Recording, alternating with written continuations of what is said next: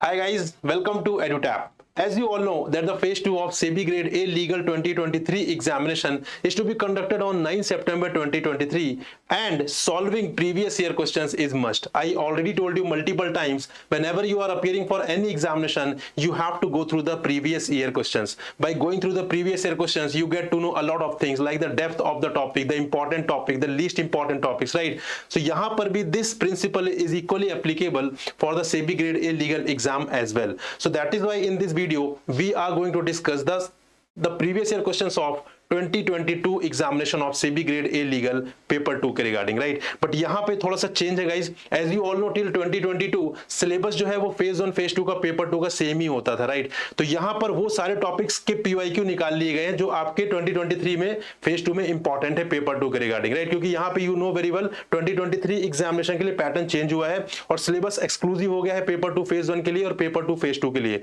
तो यहां पे जो भी क्वेश्चन आपके पेपर 2 फेज 2 से रेलेवेंट है वो सारे के सारे डिस्कस किए जाएंगे जो कि 2022 में पूछे गए थे. चलिए गाइस स्टार्ट करते हैं. सो स्टार्ट करने से पहले guys one very very important thing here that we have launched 2 courses for you जो कि आप यहां पे देख सकते हैं. That is SEBI grade A legal live crash course और टेस्ट सीरीज. बहुत ही इंपॉर्टेंट है गाइस यहां पे लास्ट मिनट में चीजों को प्रिपेयर करने के लिए, क्योंकि आपको पता है सिलेबस बहुत ज्यादा है और उनको कम टाइम में कवर करना एक अपने आप में चैलेंजिंग टास्क है, right? So that is why we have launched these 2 different courses. If I talk about test series, so here you will get chapter wise test. Chapter wise test से क्या मतलब है? If I talk about Indian Penal Code, right, तो वहां पे अलग अलग chapters mention है सिलेबस में, chapter 1, chapter 2, chapter 3. Same is the case with criminal law also, same is the case with corporate laws also, right? तो वहां पे जो भी टॉपिक आपके सिलेबस में मेंशन है उसके according you will get chapter wise test. So this is the first feature of test series. Second is full length test with evaluation. You know very well that 130 out of 200 marks is descriptive writing, right? 200 में से 130 descriptive marks descriptive writing के लिए यहाँ पे assign किया गया है. तो यहाँ पे बहुत इंपॉर्टेंट है that you get your answer evaluated in order to perform, in order to give your best in the examination. क्योंकि अगर आपको पता है कि आप क्या मिस्टेक्स कर रहे हैं तो definitely you can avoid those mistakes in the actual examination, and for that you need to get your copy evaluated, right? So that is why here we are providing you the evaluation, and then one-to-one mentor support will always be there for the aspirants. Second course is live crash course guys. यहाँ पे everything is same. If I talk about test series, तो test series के सारे feature आपको crash course में मिलेंगे.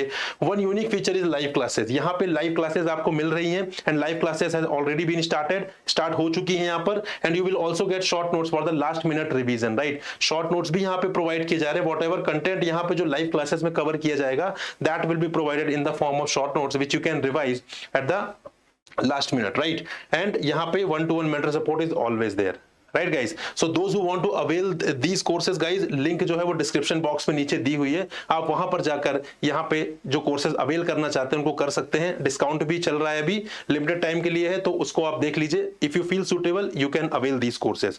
चलिए start करते हैं हमारा 2022 के पेपर का discussion. So here you can see SEBI grade A legal PYQ 2022, right? अभी देखिए यहाँ पे question number first is A obtains property from Z by saying your child is in the hands of my gang and will be put to death unless you send us 1 lakh rupees. In this situation which of the following offence has been committed? कौन सा offence यहाँ पे commit हुआ है? सो यहाँ पे extortion commit हुआ, right? So extortion is the right answer, option number B. Question number second is who shall appoint employees of the Securities Appellate Tribunal? ठीक है, यहाँ पे employees की बात की गई है. Who shall appoint the employees of Securities Appellate Tribunal? So the right answer is central government. ठीक है, central government will appoint the employees of Securities Appellate Tribunal.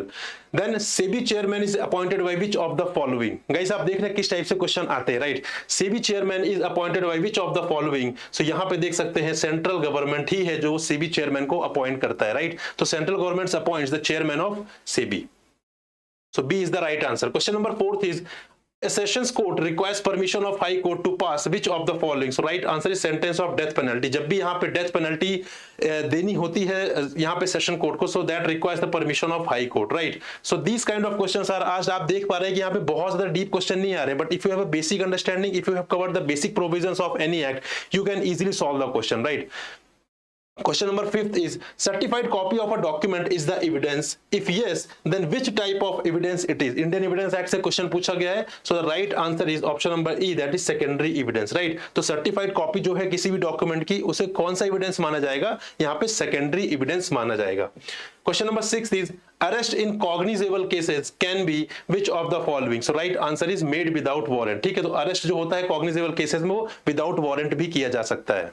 So A is the right answer. और यहां पे आप देखेंगे जो options रहते हैं काफी क्लोज रहते हैं, राइट? तो यहां पे कंफ्यूज नहीं होना है. That is why I already told you in multiple videos that you have to read from the bare act only. अगर आप बेयर एक्ट से पढ़ेंगे तो इस टाइप के जो क्लोज ऑप्शंस वाले क्वेश्चन है बहुत इजीली आप उसको सही मार्क कर देंगे, अदरवाइज इनके गलत होने के चांसेस बहुत ज्यादा हो जाते हैं. Question number 7 is can a dumb person B a witness? क्या डम पर्सन जो है वो विटनेस बन सकता है? So right answer is option number E, yes he can be a witness as per section 119 of the Indian Evidence Act. तो अगर आप इंडियन एविडेंस एक्ट का सेक्शन 119 पढ़ेंगे, so there it is mentioned कि वहां पे जो डम है, डम पर्सन है, he can become a witness itself.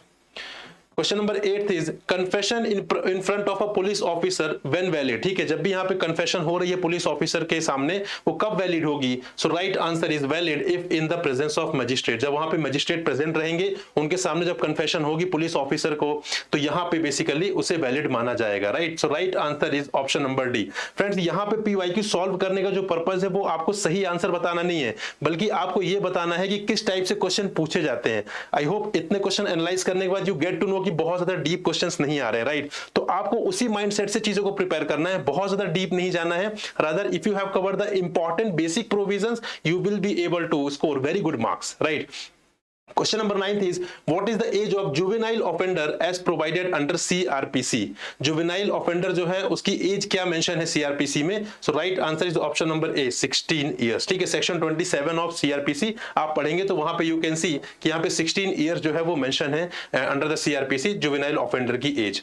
Question नंबर 10 is what is the minimum age of director? जो भी डायरेक्टर किसी भी कंपनी का, उसकी एज मिनिमम कितनी होनी चाहिए? So right answer is 21 years. Right.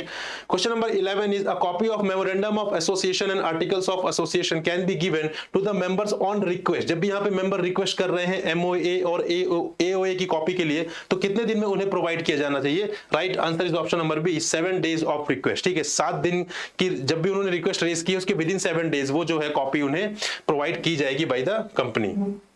Question number 12 is what is the notice period for the annual general meeting of a company? जब भी एजीएम कंडक्ट करनी है तो उसके लिए नोटिस पीरियड कितना होना चाहिए? Right answer is 21 days. 21 days का क्लियर नोटिस होना चाहिए, right? This is mentioned in the companies Act. The 21 days clear notice will be there for conducting the annual general meeting of a company. Question number 13 is first meeting of a company is held within how many days of its incorporation? जब भी company का incorporation हुआ है, उससे कितने दिन के अंदर फर्स्ट मीटिंग होनी चाहिए? So right answer is option number B, that is within 30 days of its incorporation. Guys, you can see कितने फैक्चुअल क्वेश्चन है, और ये सारे के सारे बेसिक प्रोविजन ही है किसी भी एक्ट, चाहे वो सेबी एक्ट से हो, चाहे वो कंपनीज एक्ट से हो. तो अगर आपने इनको बेसिक तरीके से बेयर एक्ट से कवर किया है, then you will be able to solve good amount of question with good amount of accuracy as well. Question number 14 is DIN, that is director identification number, is allotted to a director of a company by whom? किसके द्वारा allot किया जाता है? That is the central government के द्वारा यहाँ पे allot किया जाता है, right? Question number 15 is in case a company makes a default in transferring shares to the IEPF, that is Investor Education and Protection Fund, such company shall be liable for a penalty of, the right answer is 1 lakh rupees if continuing failure, further penalty of 500 rupees for each day subject to a maximum of 10 lakh rupees. Right, वैसे penalty based questions जो है वो आपको नहीं पढ़ने हैं, क्योंकि इतनी सारी पेनल्टीज याद करना आपके लिए पॉसिबल नहीं है, राइट? बट स्टिल एक दो क्वेश्चन है, उसके लिए आप सारा का सारा पेनल्टी प्रोविजन नहीं पढ़ सकते, बहुत ज्यादा आपके लिए हेक्टिक हो जाएगा. सो बेटर है कि पेनल्टी वाली चीजें आप अवॉइड करिए. जो इंपॉर्टेंट पेनल्टीज है, like which is mention in the SEBI act, depositories act, securities act, like insider trading से रिलेटेड जो भी है, तो वो आप पढ़ लीजिए, that is important, right? But general जो है penalties, that you can not read and you are not suppose to read as well, right? Question number 16 is a company में issue fully paid up bonus shares to its members in any manner whatsoever out of which of the following? So right answer is it's free reserve also, the securities premium account also, and the capital redemption reserve account also. ठीक है, इनमें से किसी से भी किया जा सकता है fully paid up bonus share. Question number 17th is which of the following statement is true about the red herring prospectus. Red herring prospectus के रिगार्डिंग कौन सा स्टेटमेंट सही है इसमें? सो सारे ही स्टेटमेंट सही है यहाँ पर। Issued by a company proposing to make an offer of securities, then issue to attract different investors, और issued prior to issue of a prospectus, right? All these statements are correct, that is why E will be the right answer. और ये चीजें आपको कैसे पता चलेंगी? When you read the bare act you can identify that all these statements are correct, right? Question number 18 is when a company needs additional capital and keeps the voting rights of a shareholders proportionally balanced, the company कौन सा क्या issue करेगी? Company will issue right shares, ठीक है? Right shares company issue करेगी जहां पर it wants कि यहां पे जो वोटिंग राइट्स है वो प्रोपोर्शनली बैलेंस्ड रहे। In that case right issue will be issued by the company. Question number 19th is sweat equity shares can not be given to which of the following. Sweat equity shares किसको नहीं दिए जा सकते हैं? So the right answer is public at large, ठीक है? Public at large को यहाँ पे स्वेट इक्विटी शेयर्स नहीं इशू किए जा सकते हैं, क्योंकि किसके लिए होते हैं? एम्प्लॉयज के लिए होते हैं, डायरेक्टर्स के लिए होते हैं, जो अपना यहाँ पे बेसिकली जो हार्ड वर्क कर रहे हैं, जो अपना स्वेट बहा रहे हैं यहाँ पर किस लिए? कंपनी को ग्रो करवाने के लिए। So that is why it is named as sweat equity shares. तो यहाँ पे पब्लिक एट अ लार्ज को नहीं इशू किया जा सकता है। So that is why A is the right answer. Question number 20 is which is the appellate tribunal for hearing the appeals from the orders of the National Company Law Tribunal। बहुत ही basic question है। Right answer is option number C, that is national company law appellate tribunal. Question number 21 is depositories act is applicable to. यहां पे ऐसे question भी पूछ लिए जाते हैं, और ये क्वेश्चन आप कब कर पाएंगे? जब आप बेयर एक्ट पढ़ेंगे, right? That is why I kept saying कि आपको यहां पे बेयर एक्ट पढ़ना है। सो डिपॉजिटरीज एक्ट एप्लीकेबल होता है होल ऑफ इंडिया, ठीक है? सारे पूरे के पूरे इंडिया में ही होता है, कोई एक्सेप्शन नहीं है किसी भी स्टेट के लिए। सो होल ऑफ इंडिया में it is applicable. So that is why A is the right answer. Question number 22 who can authenticate the documents filed by a company to the registrar. कौन authenticate कर सकता है? बहुत ही common sense है यहाँ पे, director, ठीक है? डायरेक्टर यहाँ पे ऑथेंटिकेट करेंगे जो भी डॉक्यूमेंट्स यहाँ पे रजिस्ट्रार के पास फाइल किए जा रहे हैं। Question number 23 as per the companies act 2013 a non profit organization can get itself registered without the addition of the word which of the following to the satisfaction of the central government. तो यहाँ पे the right answer is private limited company. तो यहाँ पे जो भी section 8 companies होंगी that is non profit organization होंगे, वो एज अ कंपनी रजिस्टर हो सकते हैं। उनको जरूरत नहीं है कि वो यहाँ पे प्राइवेट लिमिटेड कंपनी जो है यहाँ पे आपके नेम के पीछे यहाँ पे प्राइवेट लिमिटेड कंपनी का यूज हो, right? So that is section 8 companies, option number C. Question number 24 is a depository requires a certificate for commencement of business, ठीक है? कोई भी डिपॉजिटरी को यहाँ पे क्या होगा? Certificate of commencement of business की रिक्वायरमेंट होगी। जब भी उसे अपना काम स्टार्ट करना, तो किससे मिलेगा वो? That will be given by the securities and exchange board of India, that is SEBI. Question number 25 is what are the qualifications of a presiding officer of the Securities Appellate Tribunal? ठीक है, जो भी presiding officer है SAT का, that is Securities Appellate Tribunal, उसका जो qualification वो क्या होना चाहिए? So he shall be a judge of a high court for at least 7 years, or he shall be a judge of Supreme Court, or he shall be a chief justice of a high court। कोई भी इसमें से कोई भी हो सकता है। So he will be qualified to become a presiding officer of Securities and Appellate Tribunal, right? So D is the right answer, that is A, B, A or B or C. Question number 26 is if the articles of the company does not provide for the appointment of the first director, then which of the following shall be deemed to the first directors of the company? तो इस case में कौन होगा? Subscribers to the memorandum। जो भी memorandum के subscribers होंगे they will be considered as the first directors of a company, right? Question number 27 is every company shall have at least one director who stays in India for a total period of not less than 182 days। अब देखिए यहाँ पे कितना clearly यहाँ पे bare act से question form किया गया। अगर आपने बेयर एक्ट नहीं पढ़ा तो आप कंफ्यूज जाएंगे, ड्यूरिंग द फाइनेंशियल ईयर है कि during the previous financial year है कि during the previous calendar year है। तो ये आपको कब पता चलेगा? When you read the bare act itself, right? So right answer is option number A, that is during the financial year. Question number 28 When can debenture be converted into shares? Debenture कब यहाँ पे share में convert होते हैं? So right answer is at the time of redemption, ठीक है? Eight the time of redemption they can be converted into shares itself, and this is clearly mentioned in the section itself, right? But that you can get to know when you read the when you read the Bear Act only. Question number 29 what is the minimum age of appointment as the managing director of a company. ऊपर क्या पूछा था? Director के बारे में। यहाँ पे managing director, दो क्राइटेरिया सेम ही है 21 ईयर्स, बट यहाँ पे आपको कंफ्यूज किया जा रहा है ताकि आप यहाँ पे कुछ गलत मार्क करें, right? So right answer is option number A only, that is 21। Question number 30 is, as per the SEBI Act, the questions which come up before the meeting of the board shall be decided by the majority of the majority votes of the members present and voting. However, in the event of an equality of votes, who of the following shall have a casting vote? किसके पास एक casting vote रहेगा in case of equality of vote? So right answer is either B or C, that is chairman or person presiding the meeting in the absence of chairman. या तो chairman अगर खुद preside कर रहे हैं और in case chairman is absent, then in that case जो chairman की absence में जो भी वहां meeting को preside कर रहा है, he will have a casting vote in case of equality of vote, right? Question number 31, when can an appeal lie from the Securities Appellate Tribunal to Supreme Court? Securities Appellate Tribunal से अगर यहाँ पे उनके order को supreme court में appeal करना है तो कब होगा? Right answer is on any question of law and with in 60 days. जब भी वो सेट का जो ऑर्डर रहता है वो आपके पास आता है तो उसके विद इन 16 डेज पर on any question of law an appeal can be filed from the securities appellate tribunal to the supreme court. So D is the right answer. Question number 32, which of the following cannot be qualified to be a judicial member of the Securities Appellate Tribunal? Guys, यहाँ पे आपको एक एक word बहुत अच्छे से ध्यान देना है. It is talking about judicial member. ठीक है, यहाँ पे presiding officer भी हो सकता है, so do not mistake. यहाँ पे do focus on the question, read the question carefully कि यहाँ पे question क्या पूछ रहा है. So question is asking the qualification of a judicial member. So what is the right answer? The right answer is High Court judge who has been a judge of 4 years. ठीक है, ऐसा कोई High Court judge जो High court का जज है for 4 years he is not qualified. ठीक है, उसके अलावा 5, 6, 7, 8 वाले सारे क्वालिफाइड रहेंगे बट 5 से कम वाले क्वालिफाइड नहीं रहेंगे. So that is why A is the right answer. Question number 33. A woman has thrown acid on a man and that man has gone to the hospital. But the hospital refused to admit the man. What will be the scenario in this case? ठीक है, hospital ने यहाँ पे मना कर दिया कि वो उस पर्सन को जिसके ऊपर एसिड फेंका गया है उसे एडमिट नहीं करेगा. तो उस केस में what will be the scenario? So option number C is the right answer. That is the hospital will be liable to punishment under Indian Penal Code. Right.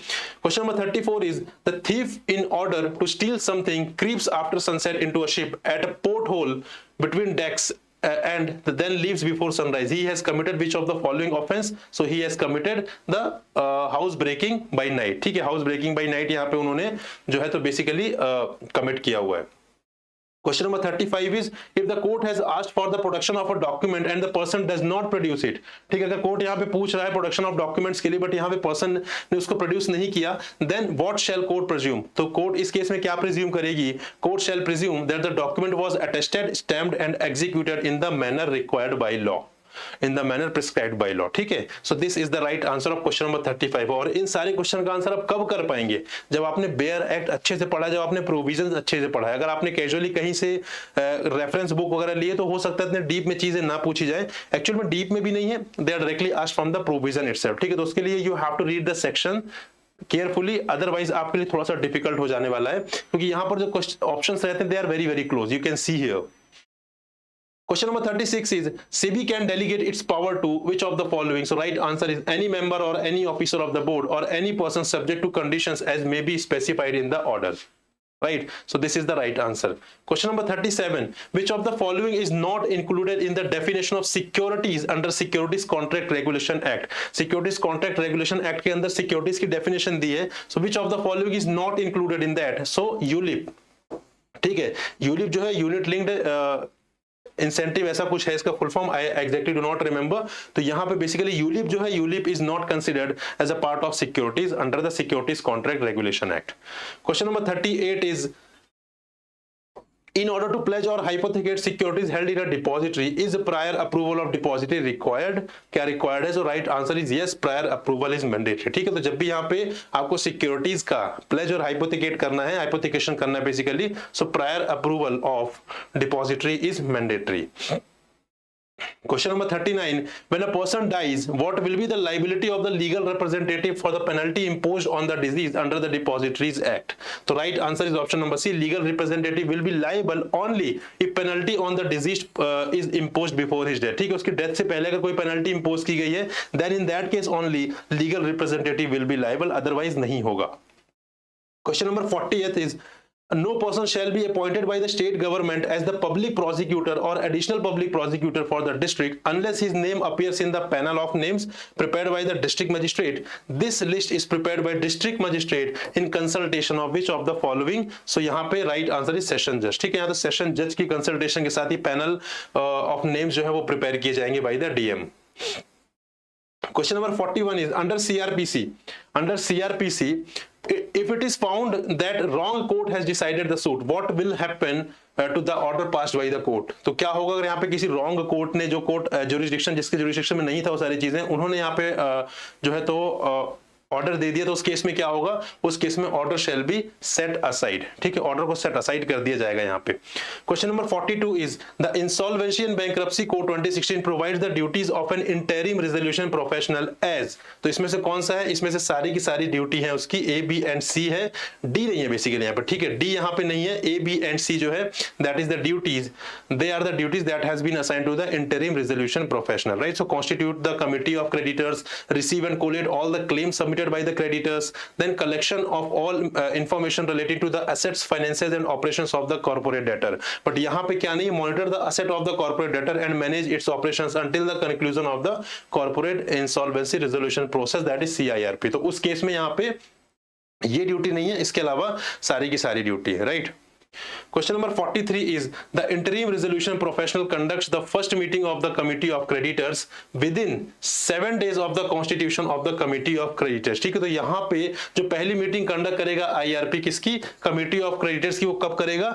Within 7 days of the constitution of the committee of creditors. अब here you can see the options are very close. ठीक है, 7 days, constitution of committee of debtors, interim resolution professional, adjudicating authority. But यहाँ पे when you get the clarity, when you read the Bayer Act. ठीक है, जब आप read यहाँ पे बेयर एक्ट आप पढ़ेंगे उसके बाद ही you will be able to mark this answer correctly. Otherwise आपको टाइम भी ज्यादा लग जाएगा वहां पे चीजों को एलिमिनेट करने में, और हो सकता है आप मिस्टेक भी कर दे. But if you read the bare act you can easily attempt this question within 3 seconds. Right, so that is why A is the right answer. Question number 44 is the insolvency and bankruptcy code 2016 does not apply to which of the following? So the right answer is depositories. ठीक है, depositories के ऊपर ये applicable नहीं होगा. ठीक है guys. Then question number 45, the advertisement of a prospectus of a company shall specify therein which of the following? तो यहाँ पे contents of memorandum of association. ठीक है, तो जो भी prospectus यहाँ पे एडवर्टाइज किया जाएगा bye the company, so what that will specify the contents of memorandum of association, MOA. Question number 46 is the IPF is created by which of the following and under which act? Right, so right answer is option number A, that is central government. So Investors Education and Protection Fund is created by the central government under Companies Act. ठीक है, Companies Act के अंदर इसे create किया जाता है. Question number 47 is the company may issue sweat equity shares of a class of shares already issued if authorized by a special resolution which shall specify. क्या specify करेगा वो? That is current market price and total number of shares issue. ठीक है, ये specify करना होगा, then only यहाँ पे सेट इक्विटी शेयर्स जो है तो वो इशू किए जा सकते हैं.